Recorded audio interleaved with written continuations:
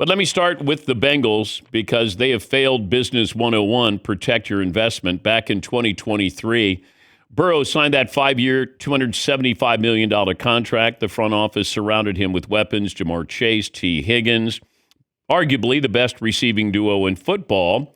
But the offensive line, and that's not just limiting Joe Burrow's ceiling, it's keeping him off the field now.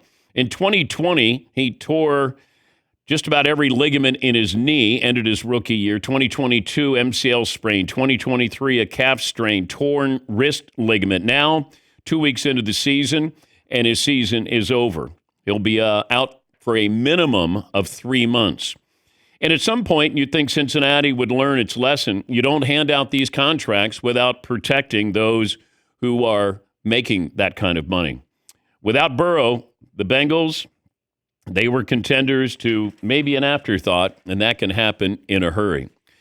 I know it's only 2 weeks, but this is one of those, once again, where you go, if you're a Bengal fan, it's not a question of if Joe Burrow's going to get hurt. It's which body part here. And now with turf toe. And this is the weird part of football. Here's the smallest thing you could injure. It's a toe, but it's turf toe. And he's going to need surgery. But 3 months, he'll be out. All right, some of the other games I'll just run down. Eagles over the Chiefs. My Colts beat the Broncos on the leverage play. Todd not in a good mood today. Seahawks surprised the Steelers. Falcons handled the Vikings last night. The Niners over the Saints. Patriots with a big win against the Dolphins. Lions roll the Bears, and Cowboys escape the Giants. And what a great game back and forth. Wild. Tonight you got the Buccaneers. They're getting 2.5 against the Texans. Chargers are giving 3.5 against my Raiders. College football, Georgia in overtime. Miami rolls USF, my Bulls, and A&M over Notre Dame. Vandy drops South Carolina, and Georgia Tech stuns Clemson as well. Phone calls ready to go. Tyler's sitting by. He'll take your phone calls. The Kansas City Chiefs game against the Eagles. The Eagles were favored, and there was some controversy there with the Tush push.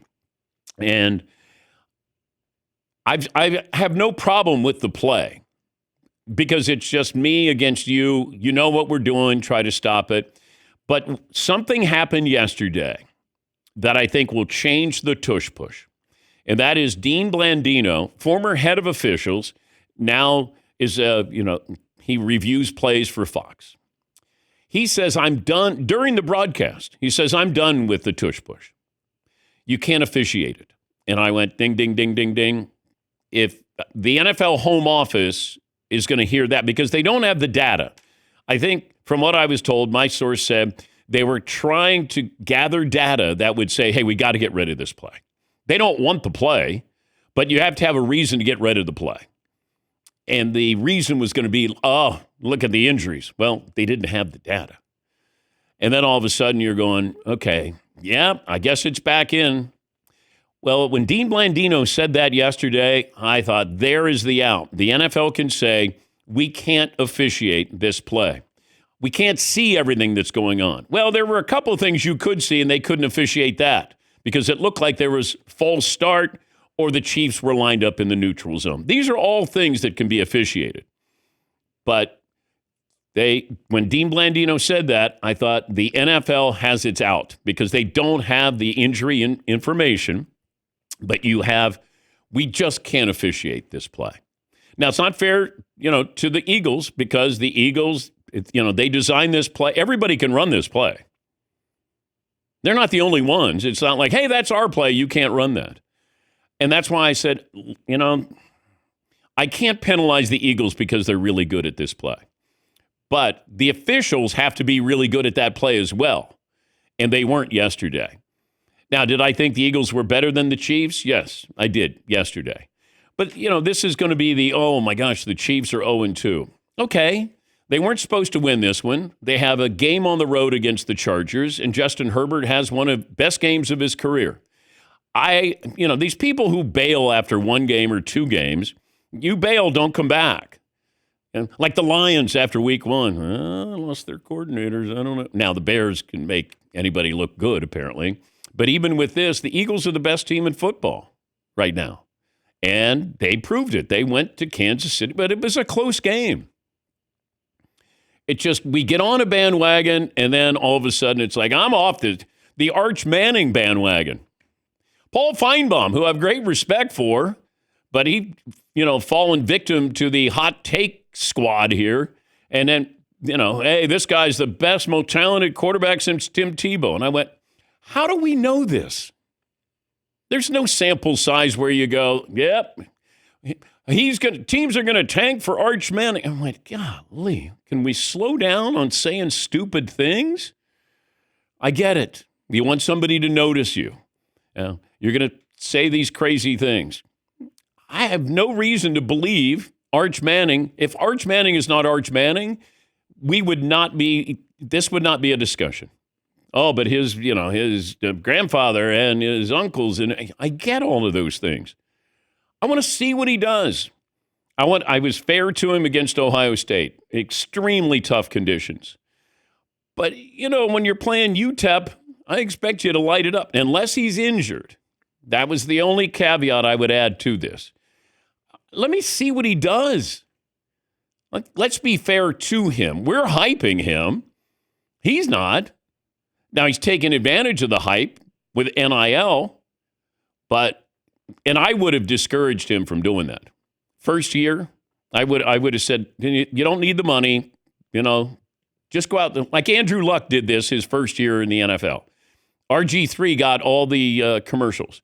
Andrew Luck said, no, I'm just going to go in and play football. I would have told Arch, don't do it.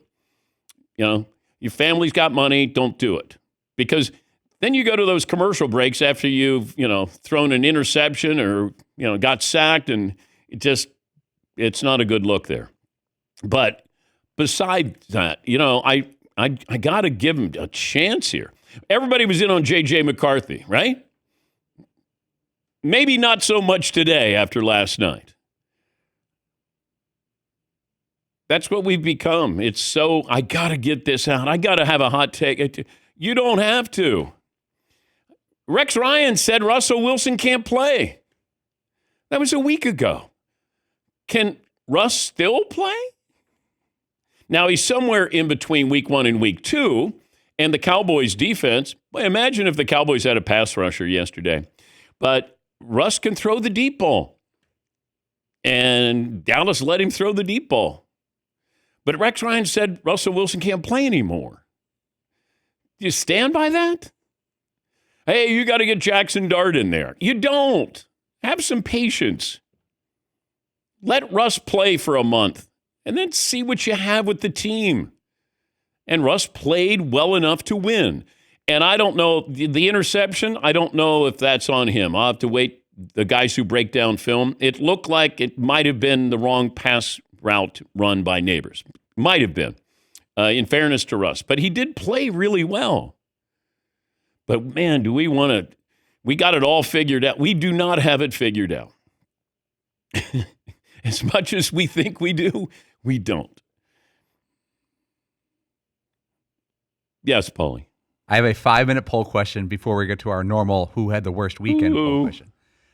Should the Cincinnati Bengals call the Atlanta Falcons this morning about Kirk Cousins?